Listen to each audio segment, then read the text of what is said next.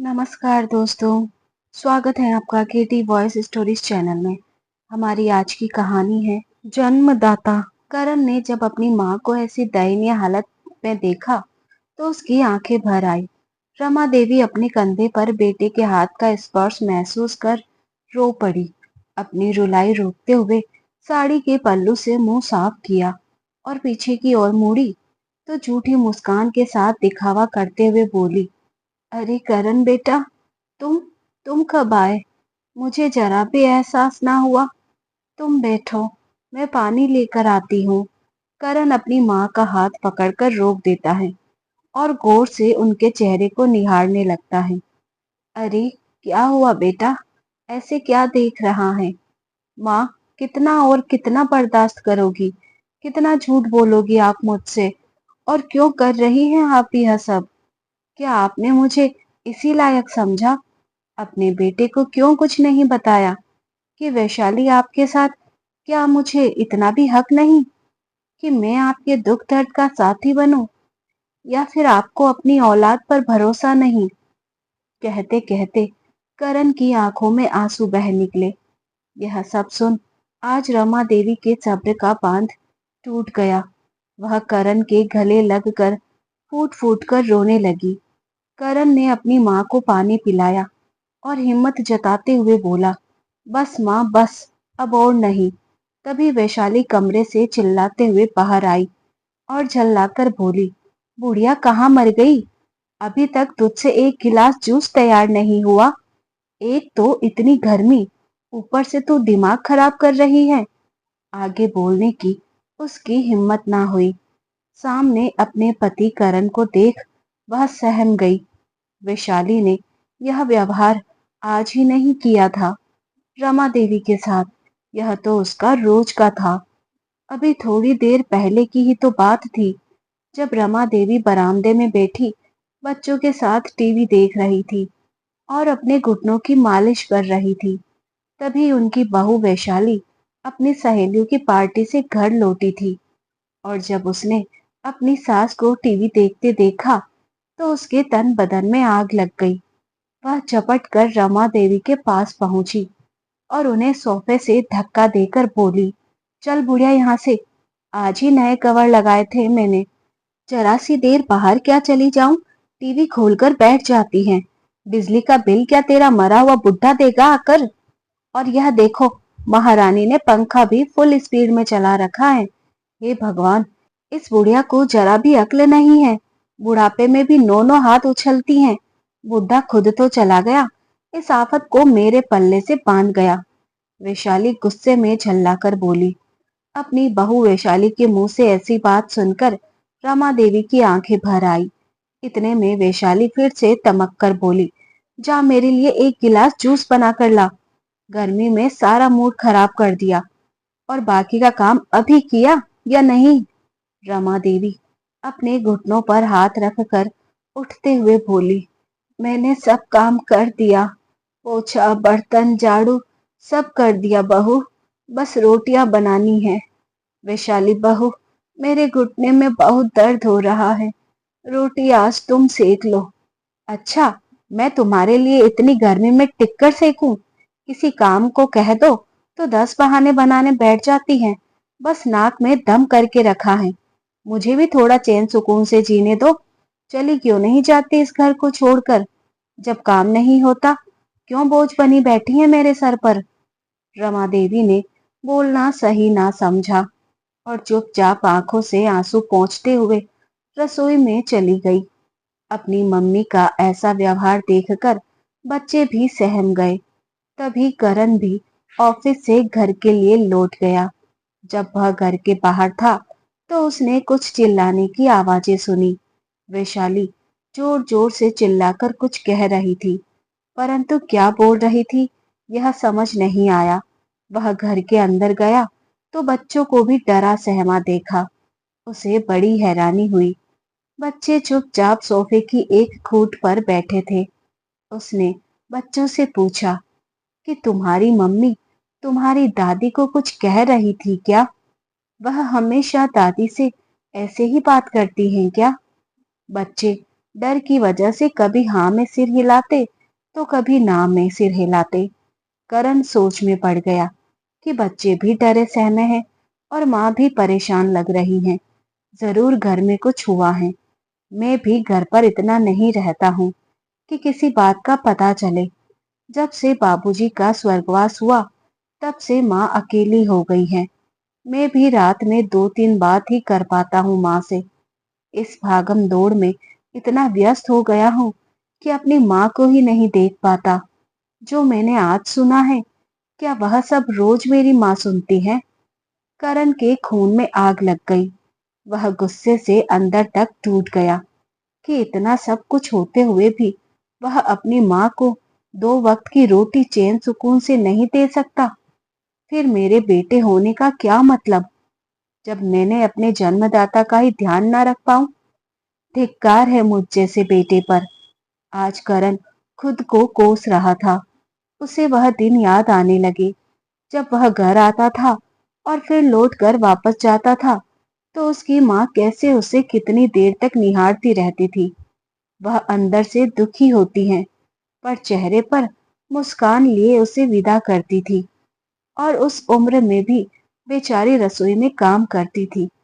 इस उम्र में तो लोगों को सुकून और अपने बच्चों के सहारे की जरूरत होती है।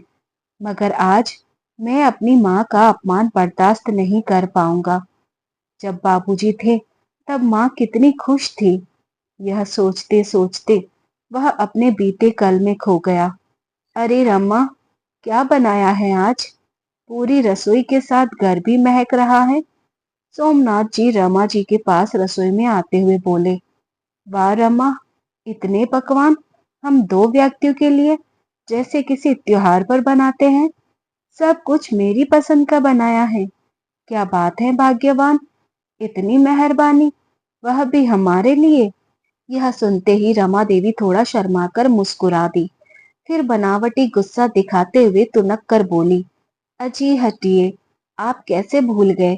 आज महीने का तीसरा रविवार है। आज के दिन हमारा बेटा करण आता है। आज वह पूरा दिन हमारे साथ रहेगा। यह मेरे लिए किसी त्योहार से कम है क्या? ये सुनते ही सोमनाथ जी के चेहरे से मुस्कान गायब हो गई और गुस्से में मुंह बनाकर रसोई से बाहर चले गए। बरामदे में जाकर चारपाई पर बैठ गए। अपने पति को दुखी होते हुए देख रमा देवी उनके लिए चाय बनाकर ले गई।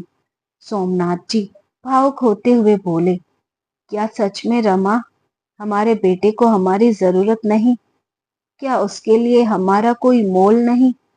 सोमनाथ जी का शरीर जैसे निढाल पड़ गया हो, जैसे कुछ भी ना बचा हो उनमें। रमा देवी चाय का कप पकड़कर उनकी बाजू में बैठ गई और सोमनाथ जी की तरफ देखने लगी। उनकी आंखों के आंसू थे। रमा देवी ने अपनी साड़ी के पल्लू से सोमनाथ जी की आंखें पोंछी और खुद भी रो पड़ी। फिर खुद को संभालते हुए चुप होकर बैठ गई। उन्होंने अपनी जिंदगी में कभी अपने पति की आंखों में आंसू नहीं देखे थे, लेकिन आज उनकी आंखों में आंसू थे। वह सोमनाथ जी को दिलासा देते हुए बोली, क्या हो गया जी आपको? खुद ही तो आपने कहा था उसको अलग घर में रहने को, और अब खुद ही रो रहे हैं। मुझे तो बड़ी बातें बनाते थे कि क्यों रो रही हो, एक ही शहर में तो हैं हम, बस अलग अलग कस्बे में रहते हैं। तब सोमनाथ जी बोले, तो और क्या करता भला मैं? अगर अलग रहने को ना कहता तो बहू क्या उसे इस घर में रहने देती? रोज रोज कभी हमें बुढ़ों को लेकर, कभी पुराने घर को लेकर लड़ती झगड़ती रहती थी। और क्या कहता मैं उसे कि हमारे साथ चल के रहो, पत्नी को छोड़ दो, अपना घर उजाड़ लो। वह दिन याद करके रमा देवी की रूह कांप उठी। चाय का कप पकड़ाकर वह वापस रसोई में चली गई। कढ़ाई में रखी सब्जी अब जलने लगी थी। जल्दी जल्दी कढ़ाई उतारने के लिए हाथ बढ़ाए और उंगलियां जल गई, लेकिन मन की जलन के आगे यह कुछ भी नहीं थी।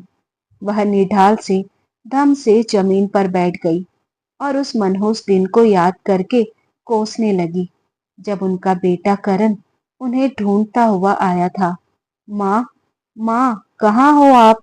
देखो माँ, आज मैंने बड़ा घर ले लिया। अब हम सब साथ रहेंगे। आपकी बहू वैशाली को भी कोई दिक्कत ना होगी। बेटे की कामयाबी को देखकर दोनों दंपति बहुत खुश थे कि उनका बेटा इस लायक हो गया कि घर तक खुद से खरीद लिया।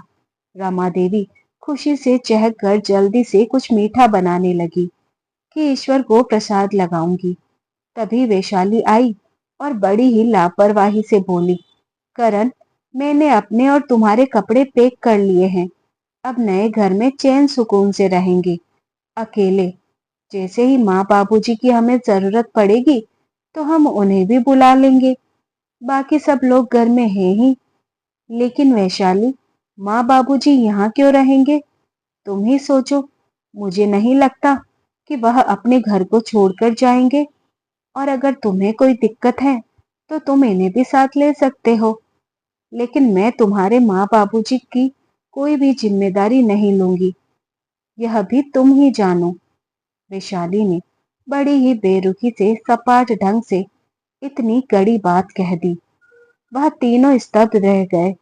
परंतु सोमनाथ जी अचानक से बोल पड़े, करण बेटा, तुम अपनी पत्नी को लेकर अपने नए घर में जाओ। हम अपने ही घर में ठीक हैं। और हाँ, किसी को भी हमारी वजह से परेशान होने की जरूरत नहीं। मैं और मेरी पत्नी मिलकर एक दूसरे की जिम्मेदारी खुद से उठा लेंगे, ध्यान भी रखेंगे। सोमनाथ जी कड़क आवाज में सख्त होकर बोले। इतना सुनते ही करण अपने बाबूजी के पैरों में जा गिरा। बाबूजी, मुझे आपने अपना फैसला तो सुना दिया, एक बार भी मुझसे नहीं पूछा कि मैं क्या चाहता हूँ। और वैशाली भी अपनी जिद के आगे अड़ गई। और मेरा क्या बाबूजी? करण रोंदे गले से बोला। सोमनाथ जी ने उसे अपने पैरों से उठाकर अपने गले से लगा लिया। क्या हुआ बेटा, एक ही शहर में तो हैं हम। जब तुम्हारा मन हो हमसे मिलने आ जाया करो। सुबह में तो जरूर आया करो, देखने की हम जिंदा हैं भी या नहीं। लेकिन तब भी करण नहीं जाना चाहता था। परंतु उस रात वैशाली ने इतना बवंडर मचाया था कि सोमनाथ जी हाथ जोड़कर बेटे के आगे खड़े हो गए कि चले जाओ बेटा, हम ठीक हैं। अभी तेरी नई नई शादी हुई है। हम नहीं चाहते हमारी वजह से तेरा रिश्ता खराब हो। चले जाओ भगवान के लिए। अपनी जिंदगी मत खराब करो हमारे लिए। कहते हुए बेटे को अपने गले से लगा लिया सोमनाथ जी ने। बस फिर क्या था, अगले दिन दोनों नए घर में शिफ्ट हो गए। लेकिन करण रोज सुबह शाम दूध ब्रेड लेकर और उनकी जरूरत का सामान लेकर उनके पास आता और चाय उनके साथ ही पीकर जाता। परंतु अब काम इतना बढ़ गया था कि वह ज्यादा नहीं आ पाता था। लेकिन रविवार के दिन वह जरूर आता अपने माँ बाबूजी से मिलने। वो दिन दोनों दंपति के लिए त्योहार जैसा होता। उस दिन वह पूरा दिन अपने माँ बाबूजी के साथ होता है। परंतु आज अपने पति सोमनाथ जी की आंखों में आंसू देख रमा देवी की आंखें भी भर आई। वह रोने लग गई। तभी बाहर से उनके पति की आवाज उनके कानों में पड़ी। रमा, रमा, देखो कौन आया है। देखो हमारा श्रवण कुमार आया है। रमा देवी दौड़कर बरामदे में जाती हैं। देखती हैं कि सामने उनका बेटा करण खड़ा था। वह जाकर उससे लिपट गई। सोमनाथ जी का दुख दर्द से गायब हो गया। उम्र के थपेड़ों की ताप मार थी। सूख चुकी आंखों में जैसे सपने उगने लगे हो। अपने बेटे करण को सामने देख दोनों दंपति के दुख दर्द खुशियों में बदल जाते हैं। फिर दोनों दंपति 2-3 दिनों तक खुश नजर आते हैं। लेकिन एक दिन अचानक सोमनाथ जी का दिल का दौरा पड़ने पर वह दम तोड़ देते हैं और रमा देवी इस भरी दुनिया में अकेली हो गई। तब करण अपनी माँ को अपने साथ अपने घर लेकर आया था। करण अचानक वहां से उठा और रमा देवी के पास रसोई में पहुंचा और अपनी माँ का हाथ अपने सर पर रखते हुए बोला, माँ, आपको मेरी सौगंध, आज आप मुझसे कुछ भी नहीं छुपाएं। सच सच बताइए कि आपके साथ में मेरी गैर मौजूदगी में क्या क्या होता है। रमा देवी के सब्र का बांध टूट गया और उन्होंने अपने बेटे को बताना शुरू कर दिया। बेटा, बहू तेरे पीछे से मुझसे लड़ती रहती है। अगर मैं कुछ उससे पूछती हूँ तो उल्टा जवाब दे देती है। मुझसे घर का सारा काम करवाती है। खुद घूमने के लिए सहेलियों के साथ निकल जाती है। यहाँ तक कि जब घर पर इसकी सहेलियां आती हैं तो भी उनकी सारी खातिर तवज्जो मुझसे ही करवाती हैं। मुझे उनके सामने अपमानित करती हैं। अगर कोई काम गलत हो जाता तो मुझे खरी खोटी सुनाती है। अगर मुझसे काम करने को कहती, मैं उससे कुछ पूछने लगती तो मुझे पागल कहती है और सारा दिन मुझे परेशान करती रहती है। बच्चों को भी डरा कर रखती है कि अगर तुम मुझे मेरी पसंद का कुछ लाकर देते तो उस पर भी पूरे घर में कलह कर देती कि बुढ़िया मेरे पति की जेब खर्च करती रहती है। मैं बहू की बातों को इतना नजरअंदाज करती, लेकिन वह अपनी ओछी हरकतों से बाज न आती। बेटा, क्या मैंने खाने पीने की चीजें नहीं देखी? बहू बच्चों को भी ऐसी उल्टी सीधी बातें बताती कि जब दादी हो तो उनके सामने कुछ मत खाया करो, उनसे छुपा कर खाया करो। यह कहते कहते रमा देवी की आंखों से आंसू आ गए। इतने में वैशाली चिल्लाते हुए आई और झल्लाकर बोली, बुढ़िया कहाँ मर गई जो अभी तक जूस नहीं बनाया तूने? एक तो इतनी गर्मी, ऊपर से तू दिमाग खराब कर रही है। उसके आगे वह कुछ बोल ही नहीं पाई। अपने पति करण को देख वो हकला गई। अजी आप कब आए? कि तभी करण ने एक तमाचा उसके गाल पर जड़ दिया। हिम्मत कैसे हुई तुम्हारी मेरी माँ के साथ यह सब करने की? होती कौन हो तुम यह सब करने वाली? शक तो मुझे तुम पर पहले ही था, लेकिन अब यकीन हो गया जब खुद अपने कानों से सुना और आंखों से देखा। काम वाली बाई को भी तुमने जानबूझकर छुट्टी दी होगी कि मेरी माँ से अपनी चौकड़ी करवा सको। कितना गिरोगी और तुम? हद होती है बेशर्मी की। क्यों तुम एक माँ को उसके बेटे से अलग करना चाहती हो? मुझ पर सिर्फ मेरी माँ का हक है। इनकी सच्चाई जानना चाहती हो ना तुम? तो सुनो, मेरी माँ जाने कब की मर चुकी, मुझे याद भी नहीं। यह जो तुम्हारे सामने है, ये मेरी ताई जी है। इन्होंने अपनी कोई संतान नहीं जनी। मैं इनके देवर की औलाद हूँ, लेकिन मेरी ही गलती है जो मैंने तुम पर आंख बंद करके विश्वास किया। मैंने मेरी माँ का ख्याल ना रखा, इन पर ध्यान नहीं दिया। मेरी माँ के होते हुए मुझे किसी के सहारे की जरूरत नहीं और मैं मेरी माँ का ख्याल खुद ही रख सकता हूँ। इतना कहकर करण अपनी माँ की गोद में सर रखकर रोने लगा। बच्चे अपने पापा और दादी को रोता देख रोने लगे। वैशाली का सर आज शर्म से झुक चुका था। वह आज अंदर तक हिल चुकी थी। वह अपनी सास के पैरों में गिरकर रोने लगी। माँ जी, मुझे माफ कर दीजिए। परंतु करण ने वैशाली का हाथ पकड़कर उसे घर से बाहर ले जाने लगा। निकल जाओ मेरी जिंदगी से। वैशाली हाथ पीछे करते हुए बोली, माँ जी, इनसे कहिए मुझे घर से ना निकाले, मुझे माफ कर दीजिए। रमा देवी ने अपने बेटे के हाथ से अपनी बहू का हाथ छुड़ाकर उसे घर में लेकर आ गई। उन्होंने अपनी बहू को माफ कर दिया, परंतु करण ने अपनी पत्नी को माफ नहीं किया। वह उससे अभी उखड़ा उखड़ा सा रहता है। यह सब देख आज फिर से रमा देवी अपना सामान बांधने लगी। जब यह सब करण ने देखा, वह बोली कि बेटा, मेरे यहाँ रहने से तुझे परेशानी है, तभी तू बहू से अनमना व्यवहार करता। मेरी वजह से तूने उसे माफ नहीं किया। माँ, ऐसा क्यों कह रही हो? मैंने उसे माफ कर दिया। तुम मुझे छोड़कर मत जाओ, मुझे वापस से बेसहारा मत करो। आज रमा देवी की आंखों में चमक थी। वह अपने बेटे को पाकर धन्य हो गई थी। दोस्तों, माँ बाप को ना धन दौलत चाहिए होती है, उन्हें तो बस अपने बच्चों को प्यार चाहिए होता है। वैशाली का व्यवहार अब अपनी सास के प्रति बदल चुका था। दोस्तों, जो माँ बाप अपने बच्चों को पालने के लिए अपने आप को पूरा खर्च कर देते हैं, वही बच्चे बड़े होकर जब शादी के बंधन में बंध जाते हैं, तो बहुएं आकर क्यों सिर्फ अपने पति और बच्चों को ही अपना परिवार समझती हैं और जो उसके जन्मदाता हैं, उन्हें क्यों अपना नहीं मानती? क्या शादी के बाद माँ बाप का अपने बच्चों पर हक नहीं होता? कमेंट करके अपनी राय जरूर बताएं। कहानी अच्छी लगे तो वीडियो को लाइक शेयर करें और ऐसी कहानियां सुनने के लिए हमारे चैनल को सब्सक्राइब करें। साथ में बेल आइकन प्रेस करें। मिलते हैं जल्दी नई कहानी के साथ। धन्यवाद।